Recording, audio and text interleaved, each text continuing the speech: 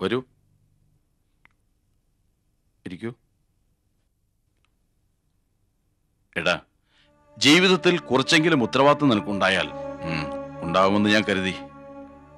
പക്ഷേ ആ വിശ്വാസം തെറ്റാണെന്ന് എനിക്കിപ്പോൾ ബോധ്യമായി. ഒരച്ഛന്റെ സ്ഥാനത്ത് നിന്ന് നിന്നെ ഞാൻ ഈ നിലയിലാക്കി. ആഗ്രഹിച്ചതൊക്കെ സാധിച്ചു തന്നു.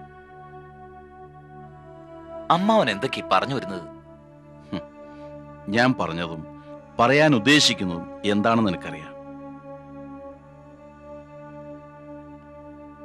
ആട്ടെ, നീയും മീരും തമ്മിൽ എന്താ പ്രശ്നം? അത് വെറുമൊരു സൗന്ദര്യ പിണക്കമാണെന്ന് പറഞ്ഞാൽ ഞാൻ വിശ്വസിക്കില്ല. കാരണം അഡ്വക്കേറ്റ് ശശികുമാർ എന്നെ വിളിച്ചിരുന്നു. അയാളാണ് മീരയുടെ വക്കാലത്തേറ്റിരിക്കുന്നത്. ഭർത്താവ് മദ്യപാനിയായിരുന്നാലും ഒരു പരിധിവരെ എല്ലാ സ്ത്രീകളും സഹിക്കും. പക്ഷേ പരസ്ത്രീ ബന്ധം ഒരു സ്ത്രീയും അത് പൊറുക്കില്ല. മീരയെ ഞാൻ കുറ്റപ്പെടുത്തില്ല. കാരണം കുറ്റം നിന്റെ ഭാഗത്താ.